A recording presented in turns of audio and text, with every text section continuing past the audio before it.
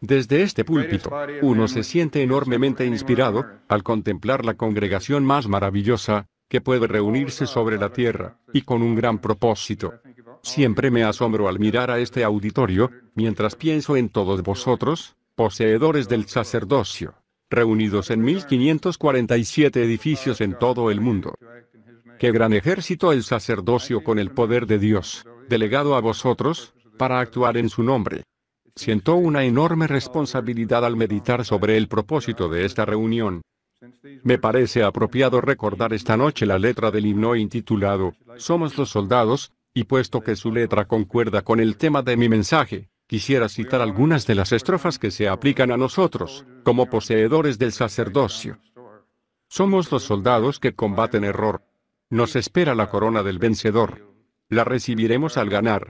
A la batalla id sin tardar, con la verdad podréis conquistar. Nuestro caudillo fuerza nos da, el que demore perecerá, por Jesucristo se luchará. Por el reino lucharemos contra el mal. Somos luz del mundo, de la tierra la sal, la victoria del Señor será.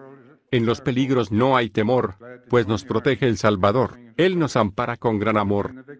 El tema de mi discurso es sacado de un pasaje de la epístola de Pablo a los Efesios. Vestíos de toda la armadura de Dios, para que podáis estar firmes contra las acechanzas del diablo. Porque no tenemos lucha contra sangre y carne, sino contra principados, contra potestades, contra los gobernadores de las tinieblas de este siglo, contra huestes espirituales de maldad en las regiones celestes. Por tanto, tomad toda la armadura de Dios, para que podáis resistir en el día malo. Estad, pues, firmes, ceñidos vuestros lomos con la verdad, y vestidos con la coraza de justicia, y calzados los pies con el apresto del Evangelio de la paz. Sobre todo, tomad el escudo de la fe, con que podáis apagar todos los dardos de fuego del maligno. Y tomad el yelmo de la salvación, y la espada del Espíritu, que es la palabra de Dios. Orando en todo tiempo con toda oración y súplica en el Espíritu. Los grandes disturbios del mundo de hoy, las guerras y los rumores de guerras, nos están afectando grandemente, pero como dice Pablo, no será nuestra mayor y más mortífera lucha contra sangre y carne, sino contra principados, contra potestades, contra los gobernadores de las tinieblas de este siglo, contra huestes espirituales, de maldad en las regiones celestes. Fue entonces cuando Pablo advirtió a los efesios de que solamente podemos resistir los males que nos rodean invistiéndonos completamente con la armadura de Dios, tal como él a continuación lo explica, y cuya advertencia se aplica hoy día a nosotros. Quisiera poneros algunos ejemplos de escrituras, que demuestran que aquellos que se invisten de esa armadura, es decir, los que guardan todos los mandamientos de Dios, son capaces de resistir al adversario, o a sus enemigos. Permitid que os cuente algo acerca de David. Estando los filisteos en guerra con Israel, Goliat, el filisteo, desafió a los israelitas a que enviaran un hombre a pelear con él, llegando al acuerdo de que los vencidos serían esclavos de los vencedores.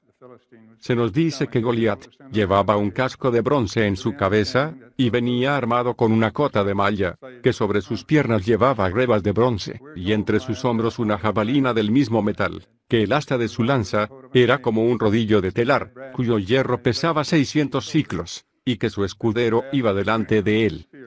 En cambio, cuando David convino en enfrentar al filisteo, solamente tomó en la mano su cayado, y escogió 5 piedras lisas del arroyo, y las puso en el saco pastoril.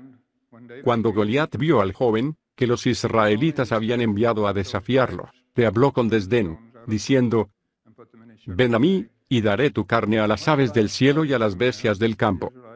Entonces dijo David al filisteo: «Tú vienes a mí con espada y lanza y jabalina, mas yo vengo a ti, en el nombre de Jehová de los ejércitos, el Dios de los escuadrones de Israel, a quien tú has provocado. Jehová te entregará hoy en mi mano, y toda la tierra sabrá que hay Dios en Israel». Entonces David, investido con la armadura de Dios, tomó de la bolsa una piedra, y la tiró con su honda, hiriendo al filisteo en la frente, que era una parte de su cuerpo que no estaba protegida, y Goliat cayó muerto. El presidente Romney nos explicó lo que le sucedió a David después que llegó a ser rey, por no continuar investido con la armadura de Dios. Debemos protegernos totalmente con ella, o seremos vulnerables a la tentación, en aquellas cosas en las que somos débiles, y en donde fallamos, por no usar la protección que tenemos a nuestro alcance, cuando observamos los mandamientos de Dios. En la vida de José, el que fue vendido en Egipto, encontramos otro ejemplo de la protección que se adquiere por cubrirse con la armadura de Dios. Debido a que José era el favorito de su padre, sus hermanos tuvieron celos de él, y conspiraron para matarlo. Pero uno de ellos, llamado Rubén, persuadió a los demás, para que le perdonaran la vida, y le echaran dentro de una cisterna. De allí le sacaron más tarde para ser llevado a Egipto, donde fue vendido a Potifar, capitán de la guardia del rey. Potifar no tardó en reconocer los valores personales de José, y le hizo mayordomo de todas sus posesiones. Dice la Biblia: y era José de hermoso semblante y bella presencia. De manera que la esposa de su amo quiso seducirle, mas él rehusó aceptar los favores que ella le ofrecía. Cuando José huía, ella le asió por su ropa, la cual quedó en sus manos, y la utilizó más tarde como evidencia contra él. Potifar, creyendo las mentiras de su esposa, puso a José en la cárcel, donde permaneció por 2 años, al cabo de los cuales fue llamado a comparecer ante el rey Faraón. Este había tenido un sueño, que ninguno de sus sabios ni magos pudo interpretar, hasta que el copero del rey se acordó de que mientras estaba en la cárcel, José había interpretado sus sueños, y todo lo predicho por él se había verificado. Por lo tanto, Faraón mandó a buscarle, y le relató sus sueños. José los interpretó, advirtiéndole que habría en Egipto 7 años de abundancia seguidos de 7 años de hambre.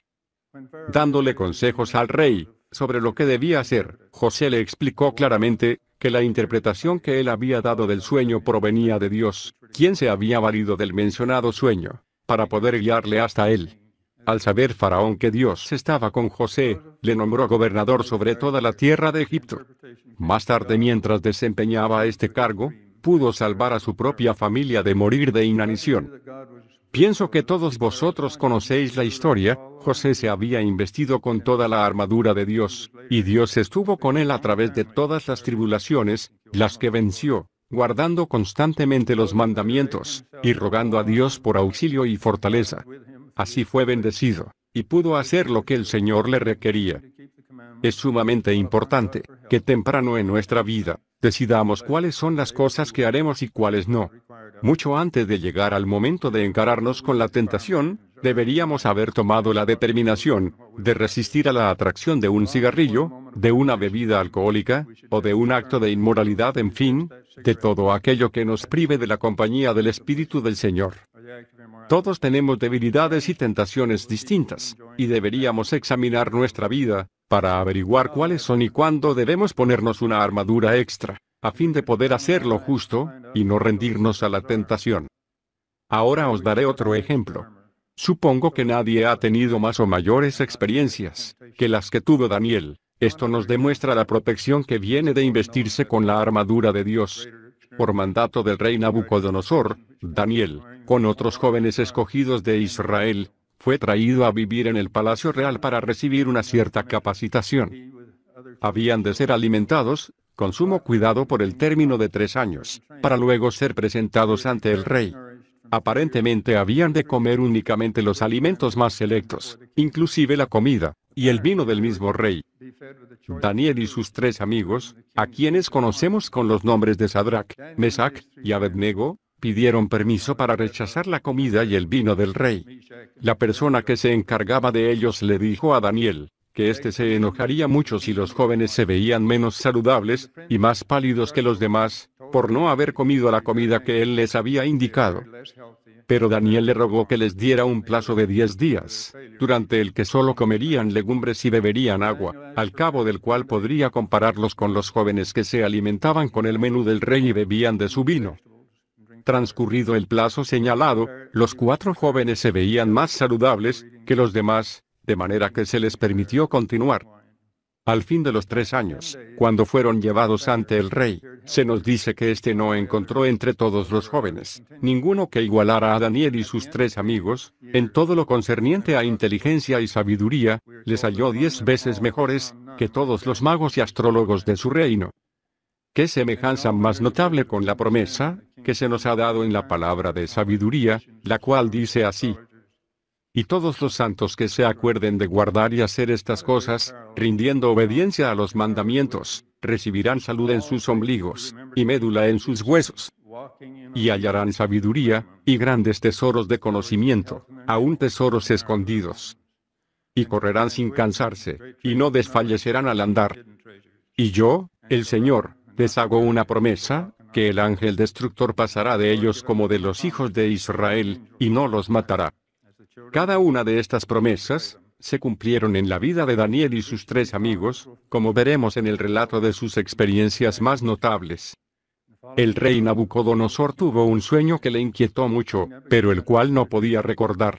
Estaba a punto de mandar ejecutar a todos sus sabios y astrólogos, e inclusive a Daniel y sus amigos, porque nadie le podía decir ni el sueño ni su interpretación. Mas Daniel le pidió que le diera un poco de tiempo, y le diría entonces el sueño y su interpretación. Después de suplicar Daniel al Señor, le fue revelado el secreto en una visión, y pudo cumplir así la promesa dada al rey. Sin embargo, le explicó muy claramente que el secreto lo había revelado el Dios del cielo, y que su propósito era el de informar al rey sobre algunos de los acontecimientos que habían de suceder relacionados con su reino, y que en un tiempo futuro el reino de Dios sería establecido sobre la tierra. El rey quedó impresionado, y le dijo a Daniel: ciertamente el Dios vuestro es Dios de dioses, y Señor de los reyes, y el que revela los misterios, pues pudiste revelar este misterio.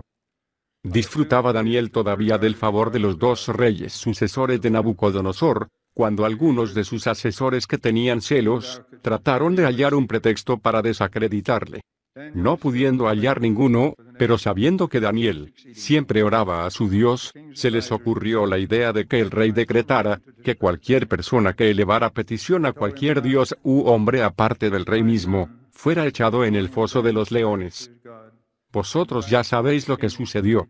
A pesar de esta orden, Daniel no dejó de hacerlo, y en una oportunidad cuando lo hallaron orando, lo llevaron ante el rey, quien, debido al amor que le tenía, se sintió arrepentido de haber emitido tal decreto y quiso libertarlo, pero le recordaron que la ley de los medos y los persas dice que ningún edicto u ordenanza que el rey confirme puede ser abrogado, sino que debe llevarse a cabo.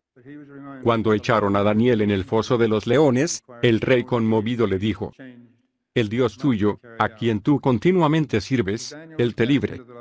Pasó la noche sin dormir, y muy de mañana fue al foso de los leones. Al llegar tuvo la alegría de encontrar vivo a Daniel, quien le dijo: mi Dios envió su ángel, el cual cerró la boca de los leones, para que no me hiciesen daño, porque ante él fui hallado inocente, y aún delante de ti, oh rey, yo no he hecho nada malo. El rey mandó entonces sacar a Daniel del foso de los leones y echar en él a los acusadores, quienes fueron muertos en el acto por las bestias hambrientas. Daniel, habiendo obedecido todos los mandamientos, se había investido en verdad de toda la armadura de Dios. Estamos preparados en realidad para actuar como lo hicieron David, José, Daniel, y otros que sabemos, fueron protegidos, porque adoraron y sirvieron al verdadero Dios y guardaron sus mandamientos. Consideremos las siguientes preguntas. ¿Estudiamos las Escrituras a fin de aumentar nuestra fe y testimonio del Evangelio? ¿Guardamos los mandamientos? ¿Cumplimos con la palabra de sabiduría? ¿Pagamos un diezmo completo? ¿Asistimos a nuestras reuniones? ¿Respondemos a los llamamientos que nos hacen nuestras autoridades? ¿Somos virtuosos, limpios y puros de corazón, mente y acciones? ¿Luchamos contra los males que nos rodean? ¿Contra la pornografía, el aborto, el tabaco, el alcohol y las drogas? ¿Tenemos valor para defender nuestras convicciones? ¿Podemos decir con sinceridad que no nos avergonzamos del Evangelio de Cristo? ¿Vivimos en paz con nuestros vecinos, evitando chismes, murmuraciones y rumores falsos? ¿Realmente amamos a nuestro prójimo como a nosotros mismos? Si podemos contestar sí a todas estas preguntas, podremos decir entonces que nos hemos investido con toda la armadura de Dios, la cual nos protegerá del mal, y nos preservará de nuestros enemigos. Si tenemos que contestar no a cualquiera de estas preguntas, Nuestra armadura es débil, hay una parte que no tiene defensa y puede ser el punto donde somos vulnerables al ataque, y estaremos sujetos a ser dañados, o destruidos por Satanás, quien nos cejará en su intento de encontrar nuestro punto débil. Examine cada uno su armadura. Si hay una parte que no está protegida, tome la determinación de agregar ahora mismo la parte que falta. Por más anticuada o destartalada que sea vuestra armadura, acordaos siempre que tenéis el poder de hacer las modificaciones necesarias para completarla.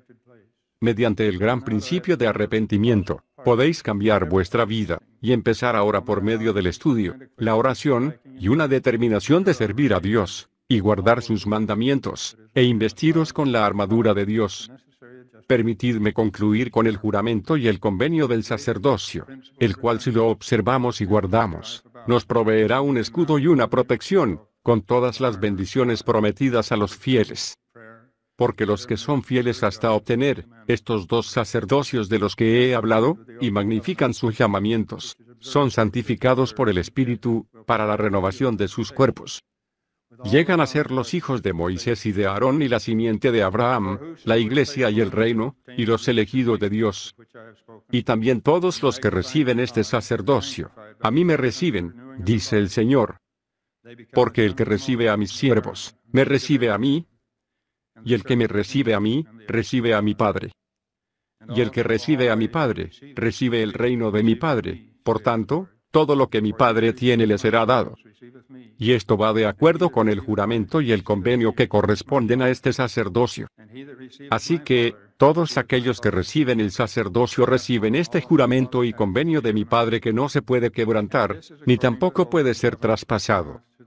Pero el que violare este convenio, después de haberlo recibido, y lo abandonare totalmente, no logrará el perdón de sus pecados, ni en este mundo ni en el venidero. Hermanos, somos sumamente bendecidos, por saber que Dios vive y que somos sus hijos espirituales, que su Hijo, Jesucristo, dio su vida para que nosotros pudiéramos resucitar, y gozar de la vida eterna. Pertenecemos a la Iglesia de Jesucristo, que fue restablecida mediante el profeta José Smith. Poseemos el sacerdocio de Dios, y el progreso de la Iglesia depende de nosotros, y del grado de fidelidad con que magnifiquemos nuestros llamamientos, y obedezcamos las instrucciones de nuestro profeta actual, el presidente Kimball. Os exhorto a todos vosotros, a escuchar atentamente sus mensajes y seguirlos. En el nombre de Jesucristo. Amén. Listen closely to his message and follow him in the name of Jesus Christ. Amen.